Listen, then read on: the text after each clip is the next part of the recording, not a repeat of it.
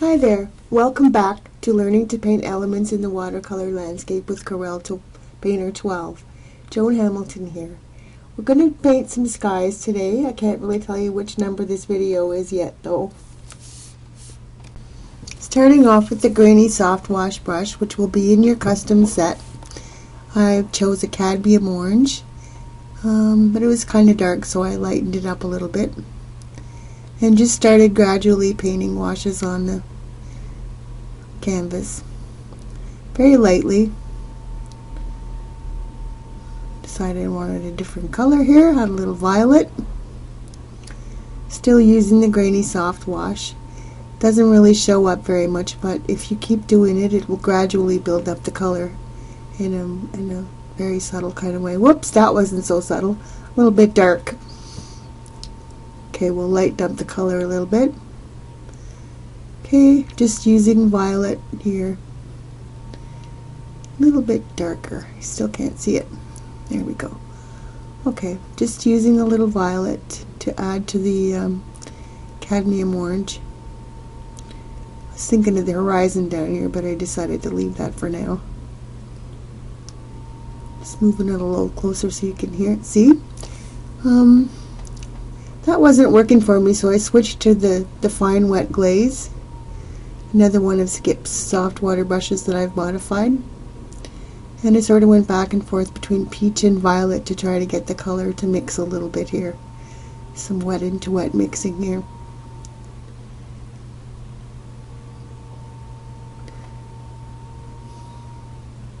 Just kind of carried on. It gets a little boring in here. Don't worry, it gets a little exciting later on.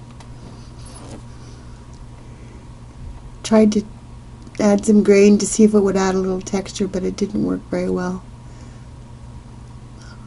I don't want too much in there yet because that's not really how I want to do that. Let me think now, what can I do? I think that's what I was doing here.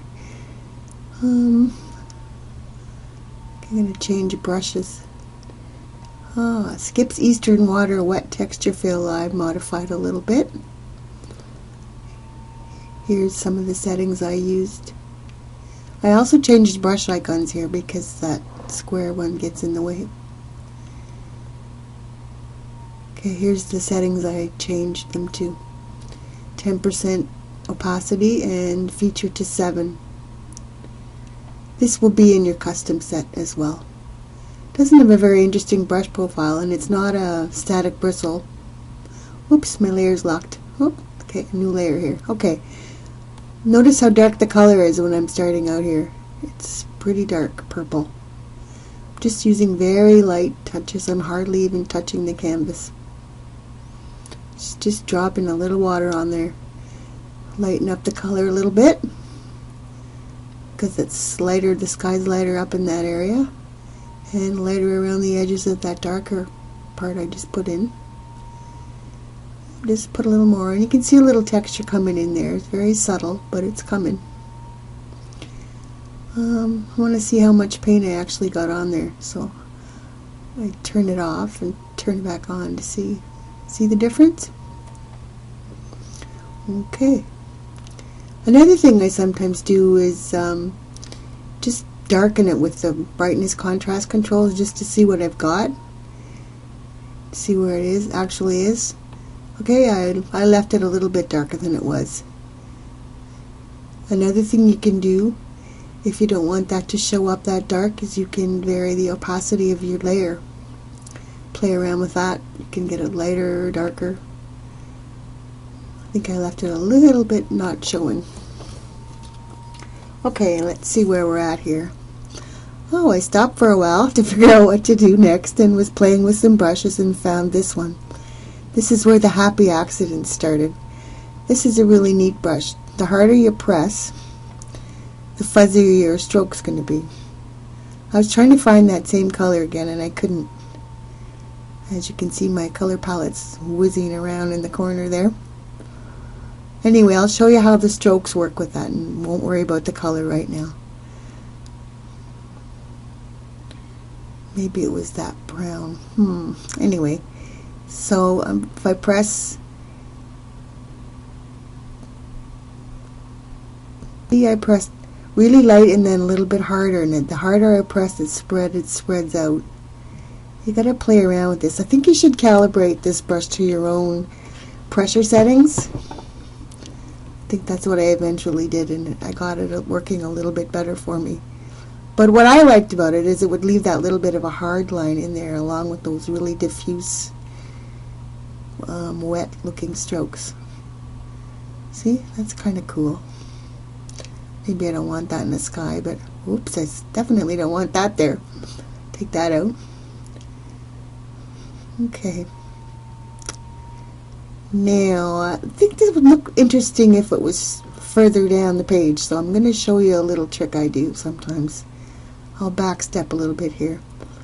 Okay, I'm going to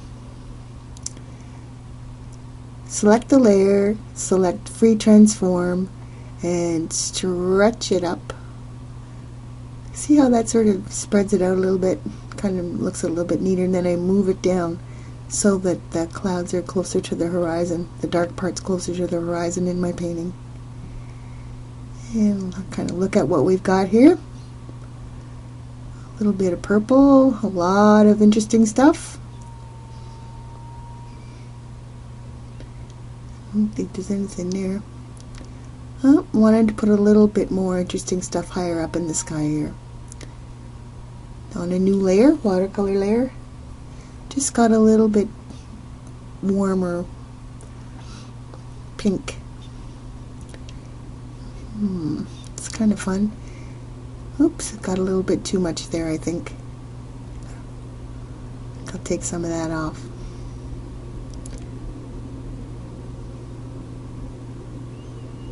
See, I never know how things are going to really work when I'm doing these recordings of painting, so I figure if I just paint along you might learn something.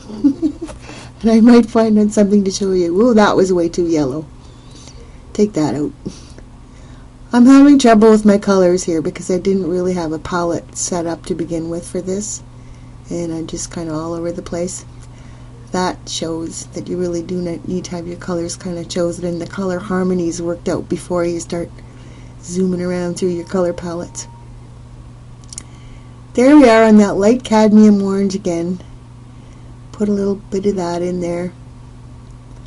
Anyway, it's kind of looking like a pretty dramatic sky. Maybe I wouldn't leave it exactly like this in a painting, but it's something I can definitely work with. I can remove some of the paint. You know, definitely do a few things. And there you are. A quick sky with a little bit of land for scale. Stay tuned for next one.